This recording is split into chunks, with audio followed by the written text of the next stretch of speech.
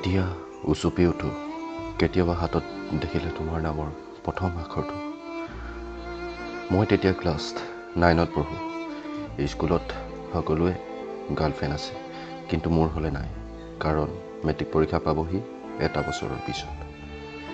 আৰু ঘৰৰ কথাও চিন্তা কৰিব লগা হয়, কাৰণ মেট্ৰিক যদি একেবাৰে উত্তীৰ্ণ হ'ব নোৱাৰোঁ, ওচৰ চুবুৰীয়াৰ আগত থাকিব নোৱাৰিম। সেইকাৰণে বহুত ভয় লাগে, পঢ়াৰ প্ৰতি গুৰুত্বটো অলপ বেছিকৈ দিওঁ। কিন্তু স্কুলত যেতিয়া লগৰবোৰক দেখোঁ মনত বেয়াও লাগে।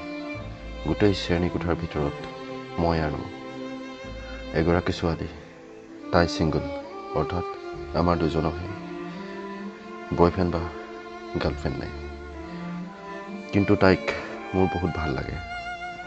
মনে মনে কেতিয়াবা এনেকুৱা লাগে যেন কৈ দিওঁ নেকি, তোমাক মই ভাল পাওঁ, কিন্তু কাকো ক'ব নোৱাৰোঁ, ক'লেই বিপদ।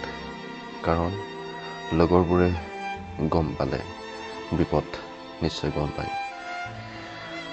এদিন দেখিলোঁ তাই স্কুল আহোঁতে ল'ৰা কেইটামানে আমনি কৰিছিল, অৰ্থাৎ তাইক জোকাইছিল, ভাল পাওঁ বুলি কৈছিল।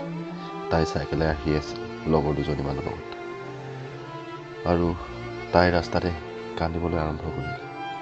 ময়ো তাইৰ পিছে পিছে আহি আছিলোঁ বন্ধু এজনৰ লগত চাইকেলত, আৰু যেতিয়া তাইৰ চকুত চকু পানী দেখিলোঁ মোৰ বহুত খং উঠিল, আৰু মই ক'লোঁ সেই ল'ৰাকেইটাক মই তাইক ভাল পাওঁ, তহঁতে কিয় আমনি কৰিছ?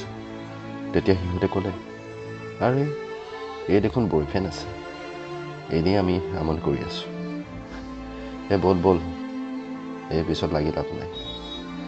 এনেকৈ কৈ সিহঁত গুচি গ'ল। আৰু তাই ক'লে তেতিয়া, তুমি কিয় মিছাকৈ ক'লা?